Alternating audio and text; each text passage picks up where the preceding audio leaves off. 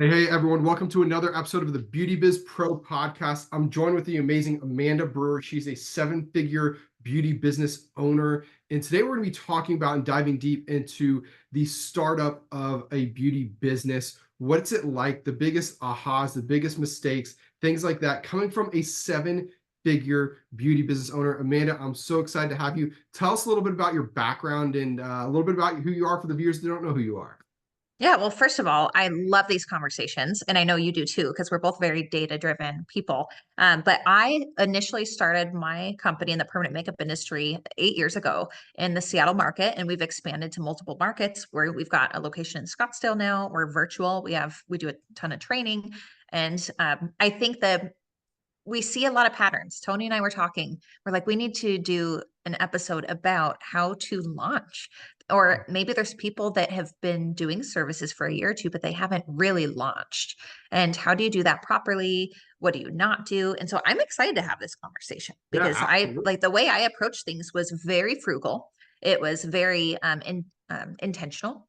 I Mhm. had spreadsheets and I tracked expenses. And I think there's a lot of tips that we're going to share that will be very helpful. And I'm curious to hear feedback on what you guys took or what you're going to be applying or some actionable strategies that you're going to be using in your businesses. Absolutely. And in fact, I'm going to do one better. So comment below or wherever this you're seeing this video on what was your biggest takeaway. And I want to pick one of you lucky winners to receive a free month of our Beauty Biz AI software just for the number one person we pick. So we'll be launching that here soon and giving the award out. But let's dive into it. So you have two separate locations. Was it the same like launch strategy for both locations? No. When I launched in Seattle, it was before microblading was a thing. And so people didn't really know what it was. There was a lot of demand creation in how I built things. And I still recommend this to everybody to this day. I subleased a room. So I rented a room 2 days a week from an esthetician. So when she was not working in her room, I rented her off days. It was extremely cost effective. And I broke even on my overhead in 1 day of clients. So, first day of clients in the month, I was already in the green. And that gave me such peace. I didn't know how, if I was going to have stable clientele yet. I didn't know where it was going to grow to. And I'll be honest with you, I did not think it would grow to where it is today. But even when I was making, I'm going to give you some numbers, and it's not to this, I'm humble as hell, but back before there were any microblading artists, I was making almost 200 grand a year on 2 days a week of permanent makeup. And I was subleasing from an esthetician paying 400 and something a month. And I would just roll my little tray with my tools in and do my brow treatments. And I just thought that was so cool. I was like, why would I want to go and spend more on rent or more on other expenses when that's not what's going to drive clients in my door? For And sure. so once that I needed more than 2 days a week, and I quit my six-figure like career to pursue permanent makeup full time, I still subleased a room, but I subleased from people that had multiple rooms, and I just Mhm. rented a full-time room from them. And it was maybe $1,000 a month at that point, which is not a lot in Bellevue, Washington. It's a lot other places. I get that, but it was really cheap at that time. And then after 2 years of that, that's when I actually signed a lease and did a very minor build out and had more of the training academy and everything too. But keep in mind, I was still training at that second location for cheap. So the the visual of your studio is not what's going to drive your initial clients in at all. So I would not, I always joke, I'm like, don't treat your studio like your wedding. Don't go spend thousands, tens of thousands of dollars for something that's not going to pay you back. Your Mhm. studio is a business. And as a business owner, you need to be lean as hell. And when I opened my second location years later in Scottsdale, I had a spreadsheet. I already knew what I needed. I knew what I needed to get clients in the door and make money. And so I bought used furniture. I used a handyman for what I really, really needed. I knew down to the very minimum of what I need. I went to the dollar store a bunch and I kept it cheap, you guys. And it doesn't look cheap. It looks really nice at both of our studios, but you would never know how intentional I was with budgeting. And you need to become aware of what it really costs to have a full lease versus a sublease. Yeah, and I think the biggest mistake, because for a lot of you who don't know this about me, I'm also a studio owner myself. My wife's a licensed esthetician and permanent makeup artist. The biggest mistake we made, and I wish we had that piece of advice back in the day, but when we first launched our first location, we focused on the looks, the aesthetics, making sure we had the best machines, making sure the technique was down. What do you think you spent? I want to know. So Like if in you were to throw a number at it to get open so, and so if I had to throw a number at it, I want to say we spent 12,000. oh, that's not bad. No, it wasn't because, and to be honest with you, it was a solo salon suite. That's what it was. It Mhm. was a solo salon suite. Oh, We 12 grand for a solo suite? Okay, that's a lot. Yeah, Because yeah, that's like a little room. yeah. What it was like one of their larger rooms. I'll be honest with you. It Okay, it's a wasn't. mid room. Yeah, it's a mid, but we decked it out, Mhm. made it look pretty. We went to Pier 1 and all the higher end stores for all the nice we overpaid for everything. And day one of us opening, I tried to stay out of my wife's business as much as possible, but day one, I was like, how many clients do we have?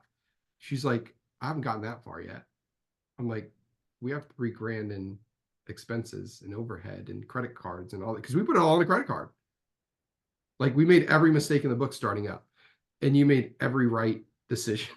So you're Well, hearing, there is a book called The Lean Startup Method, so read yeah, it if you haven't. But it's hard because sometimes we see what's like sexy for studios and people building out these big studios, but you also don't see their net profit. You also don't see, and I'm not saying that like most people with big studios don't make money. They certainly do. I'm one of them, but for the most part, not everybody is smart with money. They're not smart with overhead. And if you are starting out and you do not have stable clientele, you sure as heck should not sign a lease. You should sublease. And that is my strong opinion. yeah, and for us looking back, what saved us was I came from a business background, sales, training, coaching, directing big businesses. And I was always taught the key to success in business is getting in front of more people than your competition. Flat out, Mhm. period. If you could ace that one thing, you'll be successful out of the gate.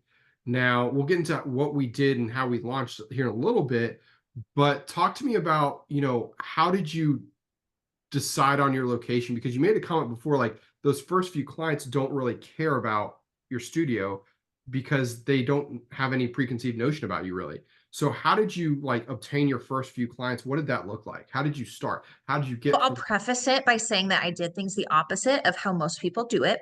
I found a cheap location in a high-end area. Mhm, So Bellevue, kind of like Boca Raton in Florida, mhm, like where are the highest income earners and how do I attract people that want to pay top dollar? And for context, to this day, our studios, we are one of the very most expensive studios. Like mhm, you can't get a treatment for under $1,000. That's our starting point, and that doesn't include tax either. So we are a different breed. But even though I have always charged a little higher than everybody else, I've had the lowest overhead of everybody else too. And so when you are starting lean and you are starting frugally, I love the idea of being able to sublease without a lease from somebody on their off days or a room that's already decorated. So it didn't look bad. It was just decorated. And the esthetician I rented from, she had cute pink, like girly feminine aesthetic. I like more of a clean modern. So I did not like the pink. But did I want to pay 2,500 to 4,500 more for to have my colors? Absolutely not, because I'd rather put that into other things. And so we're talking a lot about being frugal, but I also want to talk about another mindset from Lean Startup Method, which is learning your customer acquisition channels and leaning into it. Because what I did is I took those savings and I invested that into marketing or whatever I needed to do that I knew for sure 100% was going to get clients in the door. Now, for you, what would that look like? What are examples? Yelp advertising, Google, Facebook advertising. It could be mailers that you're sending out. Anything that you know, if I spend $100 on this level of marketing, what am I going to get back in acquisitions or sales? And once you invest and figure that out in your business, then you have no problem spending more on the marketing. But I would never put all that money into the overhead of my business because that's not going to drive clientele. I'm only going to optimize and drive my investment into things that are going to give me an ROI, a big ROI. So it's a different mentality, you guys, because we all think, oh, the cuter our place looks, the more customers coming in. It's almost the opposite. nope. It's really not. And that's really where, the biggest mistake we made in opening our first location, because I'm a very big believer in, I want, for example, my wife to rise on her own accord. I want her to have success. I want her to feel that. So I told her when just launching this back in 2018, you need to do it on your own. You've heard all my talks and all this good, you know what to do. And the biggest mistake, our second biggest mistake we made, was we didn't pre-market. And that was something that, if you look at any big company like European Wax Studio, Massage Envy, Hand and Stone Massage, all these bigger franchise type companies, before they even go into a market, if you're like, I'm afraid to go into that market, I don't know if it's going to work, do pre-marketing, coming Mhm. soon ads, things like You should that. have a wait list on any project coming up. Yes. Anything that you're fixing to launch, you create a wait list. That way you Mhm. feel confident in launching. That's, I speak with artists, probably at least 5 to 10 artists a day when they're first starting out. And they're like, Tony, I don't know if ads or running paid ads on any platform, whether it's with us or doing it with somebody else, they're like, I don't know if it's the right thing because I'm new. My question to that is, well, how are you going to get in front of more people than where you're at now? And they say, well, I'm going to post. Instagram and Facebook are totally different beasts than what they were 3 years ago with what a lot of coaches Mhm. are teaching now. So that really doesn't work, just posting and praying. But so talk to me a little bit about, okay, so you got started, you got your first few clients. What was, where are you at now in business? So when we started, I did a 299 new location special for permanent makeup, which I was brand new and it was a new location. So I said new location as if it was, so they didn't think, oh, she's a new artist. And I got my first 30 clients instantly with that. And I think I did some advertising through Facebook and Yelp, maybe some Facebook groups to generate that. But here's why my mindset's a little different is I took those 30 clients and I told myself I'm going to get 10 referrals minimum out of these 30 clients. Like bare minimum, like I'm really screwing up. I'm going to get that many. And it ended up being exponentially higher because the way that you treat a client when you are working really hard to get into their friends and family circle is different. It's an exceptional experience. You go above and beyond. They feel like they are cared for and they're seeing a top professional. And so if you're new and you're not creating that crazy exceptional experience, then they're not going to tell their friends and family to come to you. My hairstylist, the people I go to, I tell people you have to go to them. There's no one else in the whole world, or anybody, my injector, anyone. I'm like, you can't go to anybody else. There's nobody, and I want people talking that way about our services. And so how you kind of have to do some forensic thinking and break down, how do I create that for my Mhm. clients? And that's what exponentially compounded our business. And to be honest with you, we in 8 years did not do paid advertising for permanent makeup. We were all referral, all word of mouth, and all people finding us organically. And so, I mean, we market and we probably spend 30,000 a month on paid advertising for cryo between all our different platforms for the cool sculpting we do. But permanent makeup, that's an experience. That is an emotional experience, and you need to connect really deeply with your clients. And the interesting thing about that is you hit it right off in the beginning. You did you did do a little bit of paid ads in the very beginning, To generate the new leads to get my generate, first 30. and that's the biggest thing I hear, that piece of what you just said. Mhm. You had to have that like ignition in your business, that start, that jump. The jump was getting to that paid ad to get to those 30 people, then treat those people like they were gold. Oh, I mailed them handwritten cards after their appointments, thanking them with personal information, like saying, hey, like, I hope that you and your husband have a great time in Europe this summer or whatever. So they know I really care, because when no one does that, and if you received a card like that from somebody, you would remember it forever. So what are Yep. you doing to make sure your clients remember you and send everybody to you forever? Preach. One That more thing I want to mention on that too is, um, I would never have invested into those initial ads if I had high overhead. So since I subleased 2 days a week and I had very little to no expenses, it was easy for me to put 10 or $20 to boost a post or do this or that because I saw it generating clients. And so keep in mind, if you have really high overhead, you're going to be so stressed out and thin, you can't invest into the things that are actually going to drive traffic. Yep. And that's such a huge like thought process when you are first starting out. In fact, Had a conversation with a woman last week. She's starting out in New Jersey, not New Jersey, I'm sorry, New York. And she was talking about her studio. Oh, it's gonna be this, it's gonna be this, it's gonna be this. And I'm like, that's great. So how are you gonna get clients? She's like, well, that's why I'm on the call with you. And I'm like, okay, but you told me you're on a very tight budget. So you've already spent your budget. And she's like, well, yeah, when you put it like that, I'm like, you've already spent your budget. You're putting yourself out of business Mhm. before you start. So my It's just question, sad because nobody teaches us this stuff. You know, like you and I have probably read 100 books on these things, but when you are new and you go through beauty school, esthetician school, whatever you want to call it, you're an NP, you're wanting to do Botox, you learned the treatment side of things, but they didn't teach you the business and marketing side of things. And honestly, in any good business at all, your focus should be split 50-50. 50% of your mindset, your effort should be into the services you provide and the quality, all that. And 50% needs to go towards your marketing and sales, yep, period. yep, Period. Like yep. there's no exception. And you can't delay on that. And that needs to start at day one. So it's just a different mindset than people are coming out of school with because they've always been beauty treatment mindset and they come out, they're like, wait, business is a whole world. And the deeper you get into the world, you realize know even less than you thought. Well, It yeah, continues on forever. I yeah. still feel that way. And going back to the statement of like you started with paid ads, now you're not doing it for permanent makeup. That's like my dream, to have a client start, get super successful, build a rock solid business where you don't need us anymore, or if you do, it's just for another service or product or something else you're launching. Because to me, you will always need marketing. Either you're going to have referral based Mhm. marketing, or you're going to have actually paid marketing.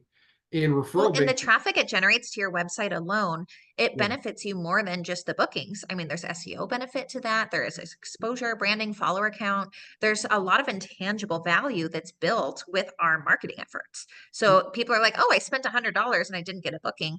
Yeah, but yep, cumulatively over time, kind of like I won't even tell you how much I spend on SEO a month. It's a lot. It's in the multiple thousands a month just for SEO alone, not including Google, Facebook, anything else. And that gives us such organic flow, but that took years to build while still paying those thousands of dollars a month because it's a long-term vision.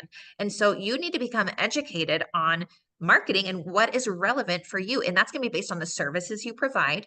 If they're a high or a low profit margin service, is it repetitive? Is it one time? Like you've really got to narrow in what you're trying to do and be intentional and strategic with it and seek out somebody that can help you utilize. I mean, if you can figure out just one or two acquisition channels.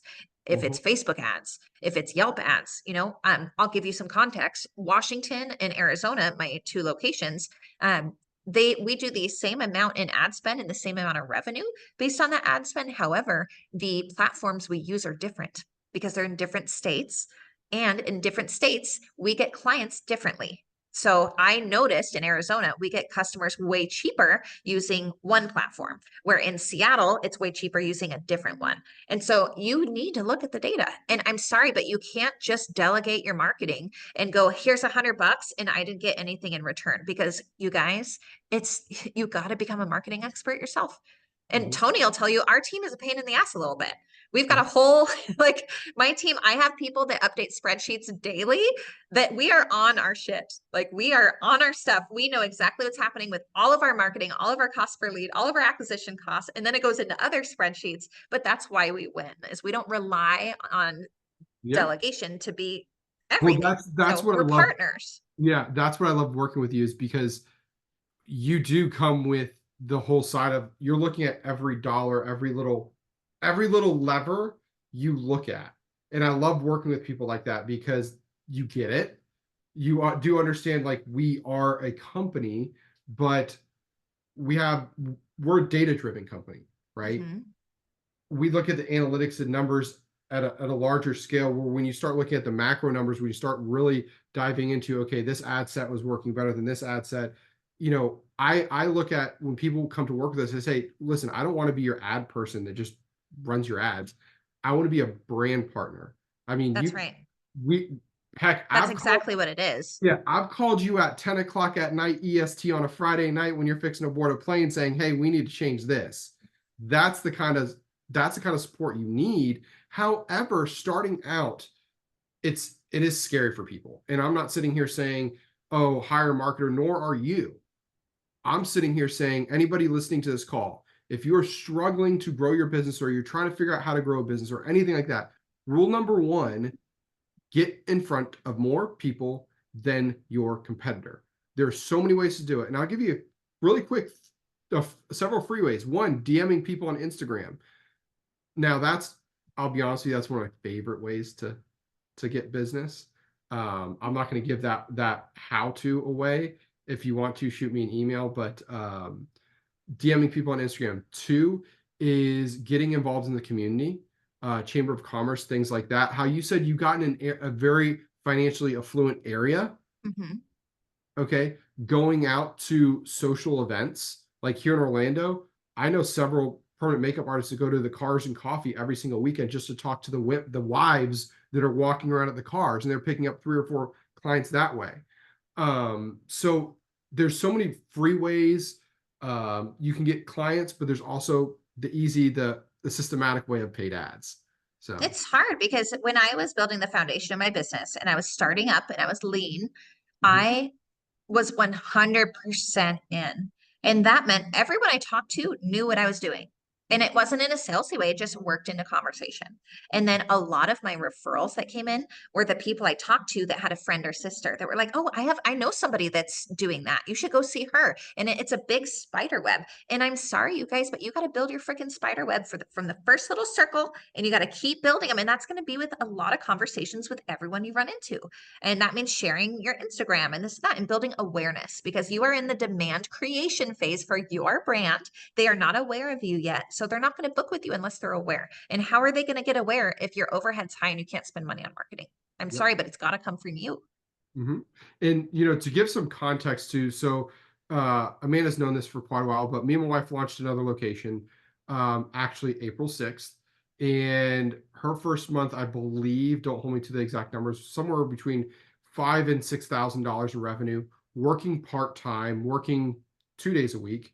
And she didn't have any clientele, she didn't have any backing, where it's in a new town, totally just like if she was a brand new artist. And the difference between starting this location and then starting the one we did was we didn't make any of the mistakes we did the first time. And the number one thing was we ran paid ads. And that's how we got all of our clients. That's how we did the business. Now, the interesting part of it is when we ran those paid ads for the first, I don't know, 3 weeks, we probably booked 15 or 16 clients. Mm-hmm. But then the last 3 or 4 we booked, going back to Amanda's method, those people, they were so excited with my wife's work. She wound up booking 12 people the month of June from referral from the 3 people she got from her paid ads for the last 3 I people. love those we have a few clients that are like that, and I swear they are so valuable. I'm like, and we incentivize them. I mean, I don't do a referral bonus for everyone, but if someone's sending a lot of people, hook them up. Like, get them. Yeah, It's like a water spigot. Keep it going. yeah, well, my wife, she's actually right as we're doing this call, she's at the studio giving one of them free pro sale treatment, which is like a $350 service. She's doing it for free because she's referred so many people. She has more people she wants to refer. We're in a seasonal area, so it's like snow. They call it snowbird season. Yeah, But we have the same thing in Arizona. yeah, so but she has more people that have already called. They're like, hey, when I get in town in November, can I come see you? And again, I'm a marketer. I run Beauty Biz Pro. We turned our ads off last 2.5 weeks ago because she's booked out so much. And That's pretty I'm a cool. marketer. Time to raise your rates. Yeah, and that's exactly what it is. I told my wife, I was like, it's time to raise. And guess what? We're month two. Mhm. And that's So, how it should be. I love that. And then you get social proof, you get reviews, and it just continues to accumulate. well, my thing is I also want to talk about is mindset. Like, Mhm. and I think this is where we could kind of end with is mindset is the mindset of a lot of artists I talk to is I'm new. I got to do a model call. I got to, I can't expect to make big money right out of the gate. I can't expect to make a living in the first 6 months. What's your thought on that? What do you have to say to that? I'm a weird one on this because I'm trying to be relatable, but I'm not very relatable. I have this mindset where I know if I commit myself to something, it's going to happen. And unfortunately, in business, that's what's required. Because if you want to go and hit XYZ or you need to hit XYZ, you have to fully believe in it. If I'm half-ass and I 50% believe in what I'm doing, it's going to show. It's like sweat. It's going to sweat out somewhere in my business. It's going to affect the way you talk to clients, the way you are more eager to get back to a phone call that came in on your business line, your response times, the way you do anything. I don't know. I believe that if you're not 100%, I'm sorry, but it's gonna be really hard. You got to read some good books. You got to get your mindset right, and you got to believe in yourself. Even if you have failed in the past, it's not going to work unless you 100% know that this is what you want to do and what you're doing. Because when you have that vibe of I'm all in, people are freaking attracted to that, and people want to come on board and they want to support you. They don't want to support you when you bring it up. They want to support you when they see you working your ass off, like living what you're saying. And so I tell myself this, and I tell people in my life, if I say I'm going to do something and I don't do it, it hurts my self-image, and my belief in myself goes down because I don't believe myself anymore. And Mhm. so if I'm going to go and create something and I say I'm going to do it, I have to do it now, because now I'm scared that if I don't follow through with it, that I'm not going to be able to follow through in the future. And so Yeah. it's like a gauge in my life that I follow. And so I'm real careful about but at the same time, you can't be negative either. Like, Yep. sorry, but if you don't think you're going to make a living in 6 months, you're not going to, babe. Like, it's not going Yeah. to happen. When I was doing it, do you think I was making 200 grand off 2 days a week within my first 2 months? Do you think I don't know. I believe that the people that believe in themselves and that are all in, and by all in, I mean studying, I mean personally growing yourself. The best investment is right here. Even just taking stupid brain supplements helps me every day. Like, I am so intentional about keeping this healthy so I can go and be my best every day. But I don't know. I'm a little extreme in that mindset, but I firmly believe in it because I've lived it. My big saying is success leaves clues. Hmm. And if Amanda can do it and start out super lean, start out very little but overhead, if I could Nothing. if if I can do it, and I'm a guy in the beauty industry, and let's face it, I always say, like, I'm the just a guy in the beauty industry, and I'm helping my wife. I'm taking calls for my wife sometimes. I'm helping her sell. I'm talking the talk. I'm doing those different things, helping her. If I could do it and we could be that successful, why can't you? To Hmm. me, as a business owner, if someone says, "Well, how are you going to be successful?" I just have to get in front of more people than everybody else. That's it. I That's think all. people are just scared. And I And think they they've are. never been in an environment where I think you and I have a sales background, and that's where you and I connect, is because we understand rejection. We don't care. We're like, you don't want what we're selling? Fine. That's cool. Let's be friends anyway. That's our thing. But a lot of people are scared because they feel that sales, they feel the marketing, and they feel icky. They don't want to talk about what they're doing because they feel like they're selling it and they're going to be annoying to people. And that's not how you work it into conversation. The best salespeople you don't know are salespeople. They don't. But if you want to win, you need to personally grow. You got to change up here. And that's tough. It's tough. It took me forever, and it's still, I read books all the freaking time. I won't Yeah. even, I'm like, I'll show you the books I'm reading right now. But if you're not willing to grow up here, you're not going to grow like on the exterior. And that's where, like, I also get a lot of calls from people. They're like, "Yeah, I've been in the business 20 years. I know what I'm doing, but my No, you business," don't. like, 20 years means nothing. that was my exact that's I want to say that to people sometimes, because I'm like, if you're 20 You years and should. You should be a real friend and kindly tell them that, like, you understand that. But then if that's the case, why are we on the phone right now? yeah, well, I'll be honest, like I was telling you before the call, there was a call like right after my pup died 2 weeks ago. I got on a call with a client similar to that situation, and she was saying that to me. And I was like, ma'am, I really feel like you're wasting my time, because I'm trying to give you advice and you're just over talking me, and you're Mhm. saying you know what you need, but you're not listening to what's going to propel your business forward. back in the day, you used to use a little spiral notebook to take appointments and things like that, and you used to just talk to people in your chair. Now, with Instagram, I could go take half your business in less than a month. It's very easy. I'll just go to Mhm. your followers list and start DMing every one of your followers that you've never connected with. And it's going to be different in another 5 years. You've got to learn to Yeah, pivot. But you yeah, know what doesn't change is like getting out of your comfort zone and being committed to learning and growing personally. and I'll put it in perspective. I have over a dozen staff that are within our company, our beauty company. And if I have a bad day, I cannot allow myself to be grumpy with a staff member or be emotional or anything. I have to lead my company every day 100%. I made that choice when I hired them. And so a good company, a good leader is a good leader. And if you think about good leaders, they don't let those bad days hit them. And so I'm like, I'm sorry, but you need to start with leading yourself. So when you're having bad days, emotional days, are you still following through and showing up as the leader of your company? Most of the time, the answer is no. And if being a business owner is not for everyone, like honestly, some people, I would say 75% of people that are business owners should just be W-2 because yep, they want to be the business, they want the sexy part of it, but they're not willing to grow. And if you want to do well in business, you're required to grow. You're required to get yourself right and learn how to lead yourself, have emotional intelligence, learn sales, learn marketing. And if that doesn't sound like something you want to stretch and do, then maybe it's time to consider something else. yep, Because it's just interesting how we blame certain things in business when it's a formula in any industry. In yep. any industry, we could go into a cleaning business. Like I know you guys have a cleaning company, and it would be the exact same thing. Exactly. You hit the nail right on the head.